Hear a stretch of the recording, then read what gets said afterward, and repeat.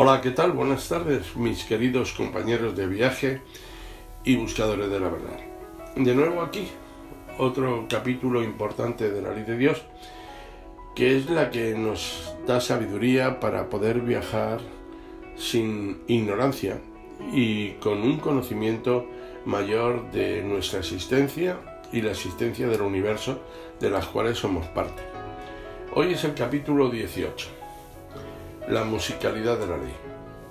El argumento o lo que hablamos dentro resumido de este capítulo es: la desobediencia a la ley se torna autocastigo, la rebelión es autodestrucción.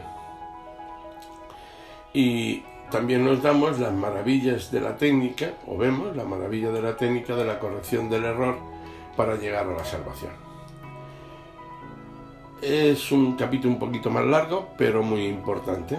Y después de lo que estamos viendo, creo que aquí tenemos que ir madurando mucho más. Así que empezamos. La lección que la ley de Dios nos quiere enseñar, infligiéndonos dolor con su reacción, es la del camino cierto y la de la justa medida. Todos tratamos de alcanzar la mayor satisfacción, y esto no es contrario a la ley, pues que ésta quiere nuestra felicidad. Lo que está errado no es este deseo en sí, sino debido a nuestra ignorancia, los medios escogidos para realizarlo. La ley no quiere nuestro sufrimiento, sino que somos nosotros los que los producimos, violando el orden de la ley. Cualquiera que sea nuestro deseo y nuestra rebelión, no podemos dejar de vivir dentro de este orden. Pero el hombre no quiere tomar en cuenta el hecho positivo que representa la presencia de este orden, sustituyéndolo por el desorden constituido por la ley de su yo particular. Solo su ignorancia puede creer que esto sea posible. Hasta la misma ciencia positiva nos demuestra cada día más que vivimos rodeados por todos lados de leyes. En tal ambiente es lógico que todos los movimientos errados no puedan producir sino efectos errados. Por su misma naturaleza, ¿cómo pueden movimientos errados alcanzar resultados acertados? El tránsito de vehículos y pedestres en las carreteras no se podría realizar sin reglas. ¿Qué sucedería si en un reloj cada rueda quisiera volverse independiente de las otras para moverse por su cuenta? ¿Y qué música podría ejecutar una orquesta si cada uno de sus componentes, en nombre de la libertad, quisiese tocar a su bello placer? Mas a pesar de que es evidente la necesidad de moverse conforme a una disciplina, el hombre cree que es posible, en el terreno más elevado de su conducta, sobreponer el desorden al orden de la ley sin perjuicio y hasta con ventaja. Y tanto cree en esta locura que la considera como la mayor prueba de su sabiduría. Entonces, en nuestro mundo vemos que se realiza lo que sucedería en una carretera donde vehículos y peatones corriesen unos por encima de los otros, o en un reloj hecho de ruedas que luchasen por su independencia unas con las otras, o en una orquesta en que se tocasen cada uno lo que quisiera. Así se explica por qué en este mundo se verifican los efectos que vemos. El resultado de tanta sabiduría es caos y sufrimiento. La ley quiere nuestra felicidad, pero solo para quien se mantenga dentro de su orden. Quien se sale de este orden se sale también de aquella felicidad. Por esto es regla fundamental que sin disciplina no se puede alcanzar satisfacción. Todos procuramos la alegría, siempre una mayor alegría, lo que es justo y concuerda plenamente con la voluntad de la ley de Dios. Pero este estado de alegría no se alcanza, como se cree, hartándonos con cualquiera de las satisfacciones humanas comunes, sino aceptándolas en la justa medida. He ahí lo que la ley nos quiere enseñar cuando nos deja recoger amarguras, sea en el exceso o en la carencia. A toda tentativa nuestra de exagerar para subvertir el orden, le llega luego el golpe de la ley, que nos reconduce hacia dentro del orden, No es que la ley tome venganza y nos castigue. Ella no está siempre firme, somos nosotros los que la movemos, y que por nuestro movimiento errado producimos resultados dolorosos. Ella es como un instrumento musical. Un pianista que conozca el teclado para extraer del piano música maravillosa. Pero si lo tocase por casualidad un inexperto en música, no podría alcanzar sino irritantes disonancias. Esto es lo que todo el día hacemos con la ley. No es sorpresa entonces si en el mundo nos encontramos sino desafinaciones y discordancias dolorosas. Y tenemos que oírlas hasta que aprendamos a tocar. Todo abuso hiere y quema para enseñarnos la lección del orden y a desenvolvernos en nosotros, el instinto de autocontrol y el sentido de la justa medida. Vamos así aprendiendo, a través de tantas experiencias de uso y abuso, a vivir en el orden haciendo de todo buen uso. Los instintos, como dijimos, representan deseos que nacieron y se fijaron por la necesidad de satisfacer exigencias vitales y se justifican en cuanto permanecen dentro de los límites de esta función. Esto es lo que se llama permanecer en el orden. Todo en la ley tiene su debido lugar. Así es bueno y genera buenas consecuencias el hecho de comer para sustentar el cuerpo, pero es malo y produce malas consecuencias el hecho de comer demasiado por golosidad. También es bueno descansar después de haber trabajado, pero es malo el ocio y la pereza. Así también la libertad no puede volverse un malgastar y disipar, como el espíritu de economía no debe llegar a la avaricia. De la misma manera, la conciencia de sí mismo no tiene que transformarse en orgullo, como el deseo de ganar con el trabajo lo necesario para vivir. No debe volverse sórdido apego al dinero e inmoderada codicia de riqueza. Pero errores se pueden cometer, no solamente en el sentido de la cantidad, sino también a través de la cualidad de nuestros actos. Por la ley del mínimo esfuerzo procuramos, para alcanzar los mayores resultados, trabajar lo menos posible. Esto es, en vez de seguir el camino directo, seguir el de la astucia, andar por callejuelas y atajos que son desvíos fuera del camino cierto del trabajo honesto, que es el único que nos confiere la base segura del merecimiento. Nos gustan las cosas bien hechas y que otros las hagan así para nosotros, pero creemos ser hábiles cuando, con el engaño, sabemos llevar ventaja sobre los otros entregándoles productos mal hechos. Termina así el crédito y la confianza, y la mentira embarga cada vez más la vida social. La honestidad de la ley exige que quien tenga una posición social cumpla la función que aquella posición implique y representa. Así, los gobiernos deberían cumplir la función que justifica su poder, que es la de dirigir, defender y ayudar a los pueblos. Pero desgraciadamente, cuanto más primitivo es el hombre, tanto más concibe el poder egocéntricamente. Es decir, no como una función para el bien colectivo, sino solamente como un medio para satisfacer su ambición y su deseo de gloria y riqueza. Si no existiese esta ventaja personal e inmediata, no se explicaría tanta lucha y disipación de recursos para la conquista del poder. Pero puede suceder que los pueblos se aperciban de este juego de sus gobernantes. Entonces estalla las revoluciones con que se ajustan las cuentas y, como sucedió en la Revolución Francesa, se liquida a la clase dirigente. Estos movimientos representan un desorden que no podría nacer si no fuese generado por otro desorden que en general surge por el abuso de los dirigentes. Esto así hace creer que en la tierra la justicia de la ley no se puede realizar sino por una continua corrección de abusos, lo que parece ser al final la tendencia que prevalece en el instinto del hombre. Se podría entonces preguntar si esta es la realidad que hay detrás de las apariencias, qué juego extraño está escondido por detrás de los métodos electivos y qué significado tiene el derecho del voto en pueblos que no saben usarlo. En este caso, en la práctica, el voto no es un derecho, porque no pueden tener derecho quien no sabe lo que hace, sino que es una escuela para aprender a usar este derecho.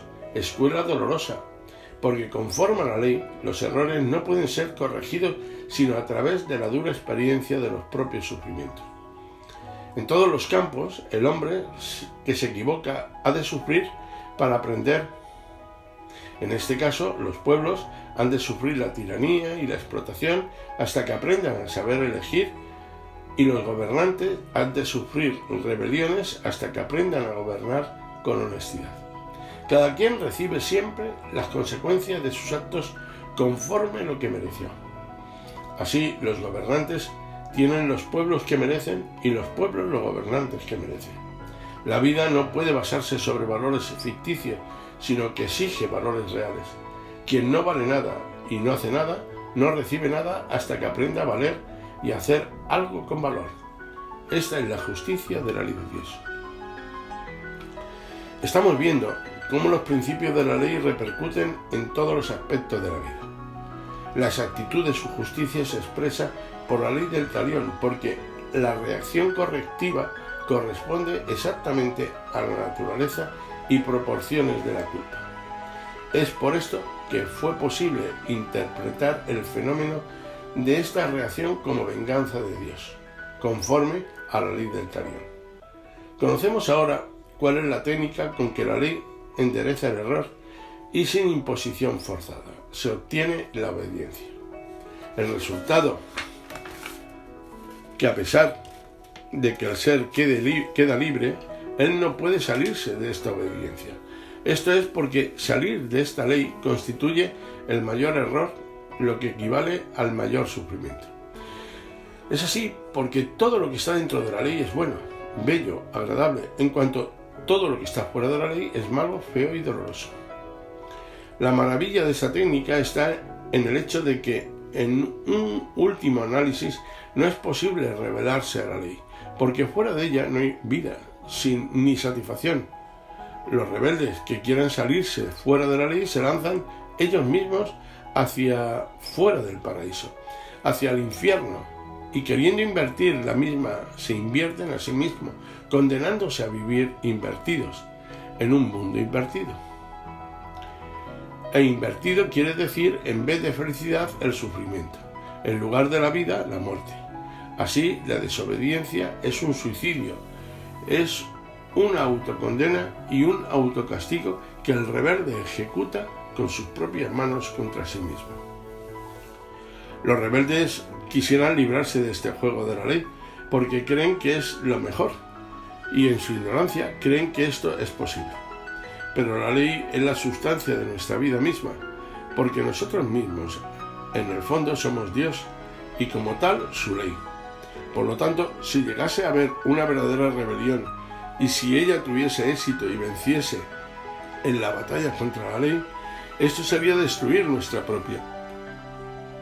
La ley está diseñada de manera que automáticamente la rebelión movida por el rebelde por sí misma constituya la fuerza que le lleven hacia su destrucción.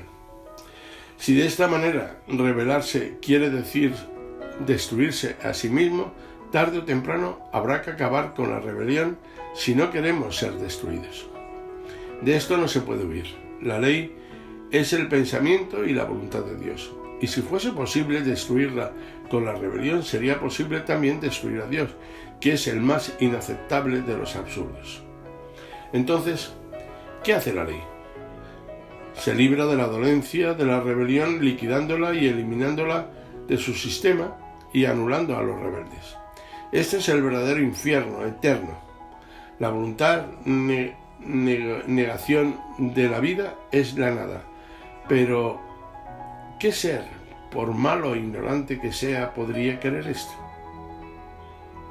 Concluyendo, quien se rebela va contra su propia vida y trabaja solo para su propia destrucción. Así que quién puede obstinarse en preservarse definitivamente en este camino. Quien desee mayores explicaciones al respecto de este asunto que hablamos, las encontrará en mi libro El Sistema, donde todo fue cabalmente explicado. Ahora podemos constatar cómo estas en nuestras conversaciones prácticas al respecto de la conducta humana quedan relacionadas con el funcionamiento de todo y justificadas también en función de los más altos principios de lo absoluto. Bien, y quien se revela es el ser involucionado, que por su ignorancia, creyendo saber, camina en contra de su propia vida. Cuanto más involucionado es el ser, tanto más está apegado a la vida de su plano inferior, más lleno de sufrimiento y mayor es su rebeldía. Entonces, cuanto más el ser es rebelde, tanto más está sujeto al sufrimiento, que representa la corrección de sus errores. Cuanto más entra el ser en el camino que lo lleva hacia fuera de la ley, tanto más es impulsado a volverse a ella, mientras más ignorante es el ser, cometiendo por este motivo errores, tanto más habrá de experimentar sus dolorosas consecuencias para aprender no a cometerlos más. He ahí la mecánica maravillosa por este medio de la cual el error ha de autocorregirse y los rebeldes han de volver a la obediencia de la ley. Se llega así a esta conclusión: nadie está más amarrado a la obediencia de la ley que el rebelde. Lo que lo condena a esta obediencia a pesar de su deseo de rebelión es su mismo apego a la vida, porque queriendo volver a la vida, él ha de volver dentro de la ley, porque ella es la vida, y fuera de ella no hay sino muerte, lo que nadie quiere. Es así que mientras más involucionado es el ser, tanto más ha de sufrir, experimentar, aprender y con esto evolucionar. En la justicia de Dios, librarse de todo esto no puede ser sino la merecida recompensa por el esfuerzo hecho para subir. Es así que mientras más indisciplinado es el ser y por esto quiere el desorden, tanto más es impulsado hacia la disciplina y apretado al orden. Es así que la rebelión se vuelve absurda, contraproducente y por esto insoportable e inaceptable, porque cuanto más se revela el ser, tanto más aprieta alrededor de su pescuezo el nudo corredizo del sufrimiento. Cuanto más el ser se hace el sordo para no oír la lección, más enérgica se torna esta. Es lógico que en la ley, que es orden y armonía, todo, inclusive su reacción, sea proporcionado y equilibrado. Sucede así automáticamente que mientras más ignorante y rebelde es el ser, tanto mayores son sus errores y por esto la reacción que ellos excitan, de modo que mientras más el ser necesita ser corregido, tanto más poderosa es la corrección que se encargará de enderezarlo. Como vemos, se trata de una verdadera escuela en que los alumnos reciben las aulas bajo una medida proporcionada a sus necesidades de aprender. Escuela maravillosa en que cada aprendiz automáticamente por sí mismo ha de aprender la lección que le sea más adaptada. ¿Podría Dios haber hecho una cosa mejor? Bien, de todo esto se sigue otra maravilla: la corrección de los errores y el enderezamiento del camino errado. Son automáticos, progresivos y absolutamente necesarios. Esto quiere decir que cualquier movimiento que el ser haga en el uso de su libertad será para bien o para mal. Todo lo lleva tanto por el camino de la alegría como por el dolor, hacia su salvación final. El ser puede libremente escoger entre los dos el camino que quiera, pero no puede impedir que la evolución se cumpla y que se alcance su punto final, que es la salvación. La sabiduría de Dios ha colocado en el sistema de la ley esta maravillosa técnica de la salvación, técnica tanto más valiosa porque es inviolable. Vimos que la libertad del ser no es absoluta y que para sus errores hay fronteras que no se pueden ultrapasar. Esta es otra sabia providencia de Dios para impedir que en su ignorancia y rebeldía el ser excite en la ley una reacción demasiado poderosa que él no pueda soportar. Así, los límites permitidos para la desobediencia son proporcionados al grado de evolución. Cuanto más el ser sube y aprende, tanto más estrecha se torna la amplitud del error hasta que desaparezca. Con la evolución, el mal va siendo progresivamente cercado, encerrado cada vez más, hasta que ya no le sobre espacio y así acabe por ser eliminado. Las dos fuerzas están una contra la otra. De un lado, la evolución que impulsa al ser hacia la salvación. Del otro lado, la rebelión del mal que lo impulsa hacia la destrucción. La tarea de la evolución es la de corroer el mal y consumirlo hasta destruirlo. Quien consigue penetrar en el pensamiento que constituye y dirige esta maravillosa técnica con la ley, guía al ser hacia su necesaria salvación en Dios. No puede dejar de quedar admirado delante de una tan deslumbrante sabiduría y tan asombrosa perfección que sabe resolver tantos problemas, alcanzando sus más altas finalidades con medios tan simples, tan lógicos, automáticos, justos y de las cuales no se puede huir. Es maravilloso observar y estudiar el pensamiento con que la ley gobierna el funcionamiento orgánico del universo y nuestra propia vida. Y para llegar a una orientación cierta y completa, indispensable para dirigir sabiamente nuestra conducta, no hay otro camino sino el de relacionarnos con este pensamiento que lo explica todo, mostrándonos también la razón última para la cual tenemos que actuar de una manera en vez de otra, apartándonos de los caminos del mal para recorrer los del bien. Bien, y hasta aquí este capítulo. Como comprenderéis, es fenomenal. Nos dan todas las normas y todas las orientaciones para percatarnos de lo que somos. Es verdad, si nos salimos de la ley, vamos encaminados a una destrucción total y absoluta. No como espíritus, porque veamos, espíritus somos inmortales, pero tenemos que aprender a obedecer y tenemos que aprender esta ley que es intrínseca para todo el universo. Y el rebelde que diga, no, es que mi libertad es mi libertad. ¿Pero qué libertad? Si no tienes ninguna libertad. La libertad estás aprendiendo a enfermedades, a dolencias, a machacarte, a caídas.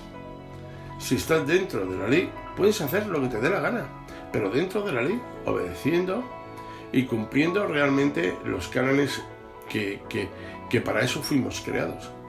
Y no importa el tiempo que tardemos, y no importa el tiempo que tengáis. La mayoría de vosotros, que me escucháis muchos, a lo mejor algunos dicen, no me importa, yo tengo esto, yo tengo aquello otro, no me importa. En el universo no hay tiempo. Puedes estar años y años y años. Esos años que tú hasta que aprendas, porque al final vas a aprender, será de sufrimiento. Esto es así. Mejor es aprender ahora, tener y caminar realmente con una orientación. La orientación es la que tenemos. La orientación es esta de la ley. Seguir y cumplir realmente como tenemos que cumplir. Y ahí estamos. Todo el mundo, o sea, aquí ya lo ha repetido, como si estuviésemos en una cadena, o mejor dicho, en una autopista, los coches cada uno fueran por su sitio, los peatones por otro, la música y tal. Y dentro de las enfermedades también pasa lo mismo. Si tocamos el campito, la parte de las células del cáncer que vienen, que son simplemente pues totalmente nocivas, que nos comen por dentro y tal, cuando nos quitan la vida, el cáncer también muere. Es un parásito que solamente vive de esto, pero también se muere. y no se va a otro sitio, sino se muere. Por lo tanto, se muere me refiero en tanto en cuanto a la vida física, no como espíritu, porque el espíritu sigue, y ahí sí que no hay cáncer. Pero tienes que aprender que no te entre ninguna célula de cáncer. Bueno, mis queridos amigos, la ley de Dios es muy importante que la desmenucéis y que la aprendéis, porque es nuestro camino, es nuestra orientación y es nuestra brújula. Un abrazo muy fuerte. Hasta luego.